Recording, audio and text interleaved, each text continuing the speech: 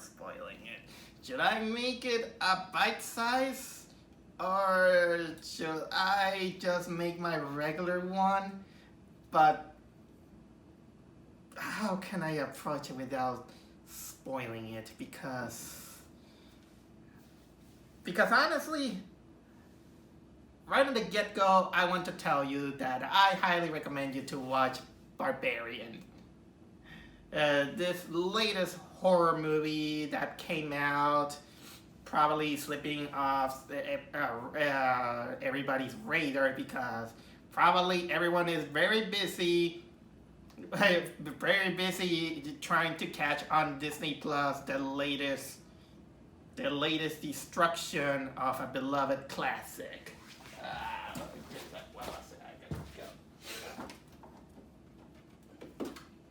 Yeah, you know what I'm talking about. I love this right on the get-go. I love this movie.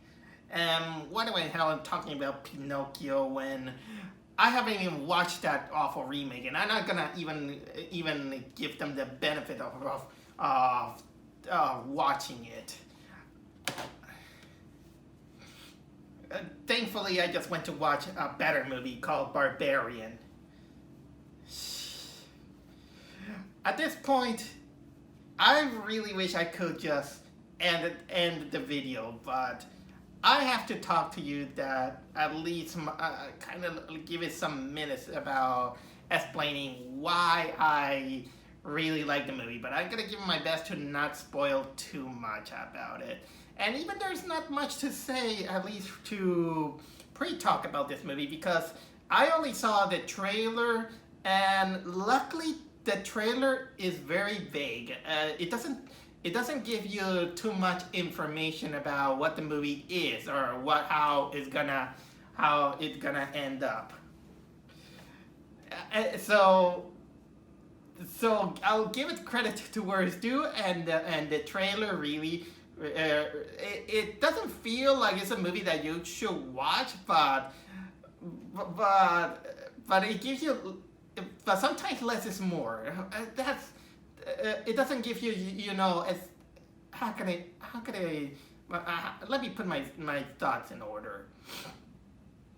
The trailer again doesn't exactly give you all the information that you know about the movie, and it's better that way because it's better when you just advertise about something and it gives you a little bit more than that instead of having a trailer that's gonna show you, okay, this is the whole movie like some they do. Like, for example, I do remember this trailer of, I think it's a movie called A Dog's Purpose, in which the whole movie is basically the whole trailer. That's from what I can remember. Maybe it's that movie. And also, I was very interested that the movie posters also doesn't tell you exactly the information. There's kind of like two variants. Although there is one that I like, that it kind of imitates all these kind of like the 70s or 80s horror movie, in which the cover kind of looks like art, like it is art style and not exactly just a photo of someone looking pretty and not telling you exactly what the movie is going to be about. They just, here's the actor, that's it. Or there is, for example, they put there's this box, there it is. It's going to be about this. It's going to be about this box. That's it.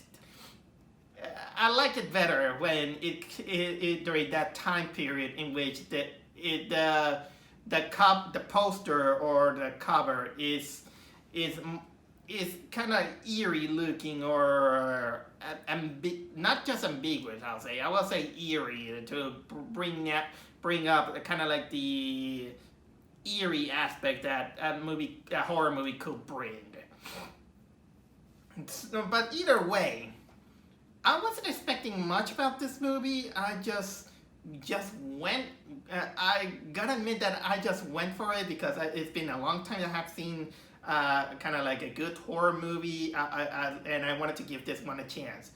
Well, actually, I was kind of lying. The last good horror movie I saw was Nope. I like that one, but I do have kind of a little bit of some of my issues here and there. I just wanted something more kind of like legit or cheesy, kind of like in the style of Censor from last year. And also I needed something good, considering that the last time I went to see a horror movie was none other than The Invitation, and that one was boring as hell. And well, the Barbarian, for a movie called Barbarian, I was don't expect to see Conan the Barbarian or Sundar the Barbarian or Yours World. No, this is not it. This is not what you think of. I'm not exactly the best guy in the world to know some art element, but even up to this day, I am struggling to know why the title is called Barbarian. There is technically probably an element that shows some barbaric stuff, but not exactly something called Barbarian. You're gonna see something like Dungeons and Dragons or something like that. No. Actually, the movie is about this woman named Tess. She's played by Georgina Campbell, and well, she basically goes into this Airbnb, rental bed and breakfast house in Detroit. Personally, one of the worst places to go. And much to her surprise, there's another guy who is on it, because there's a mix-up on the whole thing. The guy is played by Bill Skarsgård. I know him in that he was the Pennywise from the latest It movies. And well, she has to cope with this guy. The guy is kind of like awkward. He's kind of like strange, but a little bit charming in the most awkward ways. But little that like the poster and the synopsis say, little that she knows, there is something sinister in that house, I'll say. I wish I could tell you more, but I feel like I'm gonna do a movie a disservice if I tell you more about it. But I'll give it my best, I'll say. I'll give it my best, because this is a movie that at this point you have to wait at least kind of like 2 or 3 more years in order to give it kind of like a definite review, if you want to make a kind of like a service to this movie. You know what? Maybe I will kind of add a little bit of the spoiler here and there, because there's. But in a way, but other times I just can't. I just feel like I can't. I wish I could tell you. All right, here, let's talk up some of the elements that I can talk to you about it. First of all, there is some good acting. The acting is really good, and you like the characters.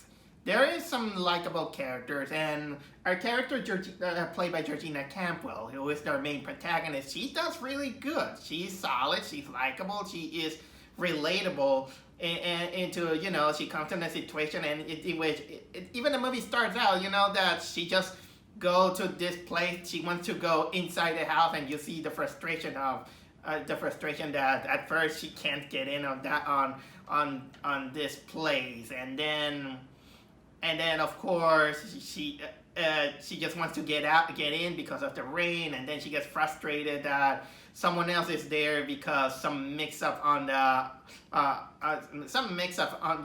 those rental websites here and there. That works. Bill Skarsgård also does a good job as the kind of like this awkward guy, who, well, he has kind of like his own issues here and there. There are some other characters. I do also have to say that this movie also has Justin Long, and love him or hate him, this guy kind of knows how to play asshole characters, and man, that he does man, that he does portray this character very, very well. There are some other things in it in which I am not gonna reveal, but also, but okay, I'm not. Man, how many times do I have to restrain myself in this video to not to talk about this movie? Okay, let me jump into at least the cinematography, I'll say, because one of the good elements that this movie has is the cinematography. And I know that comparing this movie to Nope, it will be a little bit of a disservice considering that it has kind of like different styles. I did mention that I like some of the cinematography of Nope, in which it's silent, is eerie, is disturbing in some ways. I did mention that in the movie No, but I think my favorite and the most disturbing shot of the movie. There's a cop party going on outside, but okay. One of the things that this movie had, that Nope had, is that there is this sequence in which you see the belly of the beast. And that was kind of like my favorite, most disturbing shot of that movie. This one, Barbarian, plays out a little bit more differently, in which it does know where to tone down on the music. It doesn't overuse the jump scares. There is one that it even followed by an orchestral sting. But luckily, the movie knows when to stop. It was like one, and that's it. And how can I say? The movie just tones down. It is a good music, I'll say, that they would use in the background. It's kind of like soft. This is how can I describe it? It kind of encompasses when you go to a strange place, in a very, very murky place, and it feels like you just don't want to be there. Especially considering that it's Detroit of all places. I think there's some videos that I'll always kind of like diss out Detroit, and it's not exactly like I want to. I never been there. I am sorry, people of Detroit, but I've been hearing a lot of bad things about Detroit and the economic conditions and conditions that is here and there. I've seen a lot of videos of its condition here and there. I know that it's not exactly your fault, but damn, that this movie doesn't help. This movie doesn't help bringing any positive of Detroit, because when you see the surroundings of, especially where the movie is set, it's almost post-apocalyptic in a way. It's even worse than if you've seen the movie. What was it? Don't Breathe. Yeah, Don't Breathe. It's worse. The setting is worse than Don't Breathe. And that movie also takes place in Detroit. And look, and the movie doesn't even give you kind of like a big reason to go there. Not even for a job interview. In this case, no way. This movie convinced me that I don't want to put a foot on Detroit. I am sorry.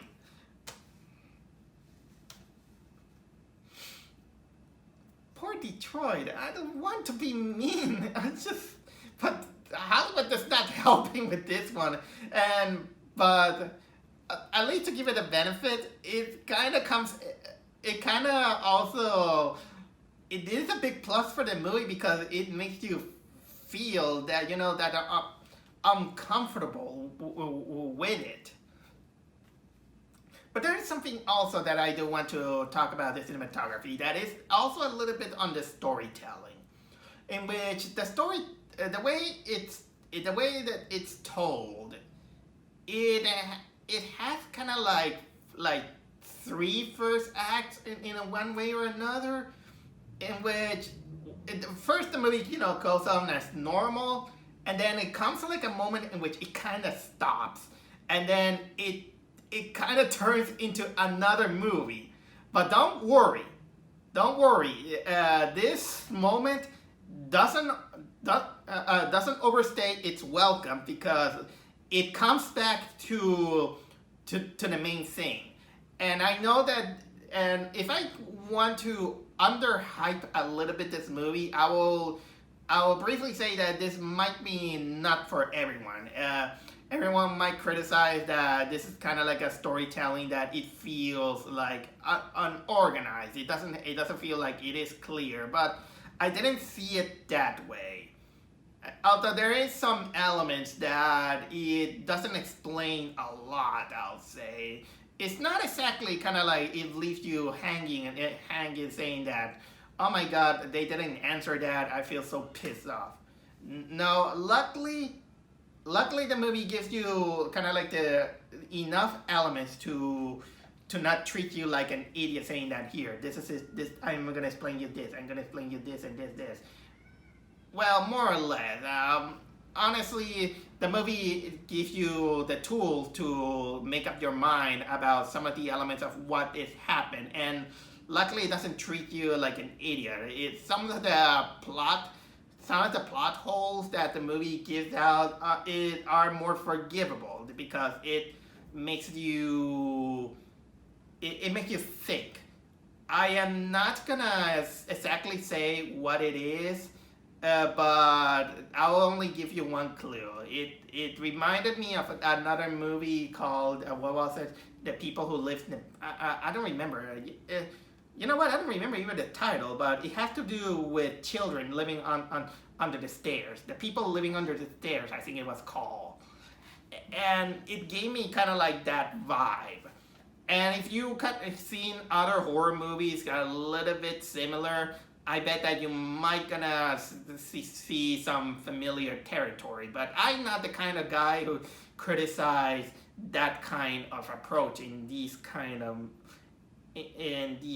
movies, because, well, it's been how many years of cinema? What was it? 80, hundreds of years of cinema, and most of the ideas are either remake or rehash or making a kind of like a imitated. Sorry, when I was going to that train of thought, I just watched the Pinocchio DVD and kind of made me think, oh my god, what we're living in that age. We are living in that age. So, and so either way, you know what, I felt like kind of like satisfied on watching this movie. It's not exactly kind of like it's perfect, I'll say. It's not perfect, but in terms of how it uses its tools really well, I was satisfied. The movie theater that I went to, there was only like 4 or 5 people, and I do remember that it was kind of like just everyone was just looking at it, and I can tell you that they were immersed into it, because if I want to tell you another negative about this movie, but it's mostly something that is typical in most horror movies, is that there is, mostly between the second and the third act, there is a semblance of the character becomes incompetent. There are moments in which even the audience were like, no, what the hell are you doing? You're the stupidest people ever. And you know what? I think I can forgive this one, because sometimes a level of stupidity on a character or a set of characters, it's basically kind of like a devil's deal. It's what you have to trade off a little bit in order to make things going. not everyone can be perfect.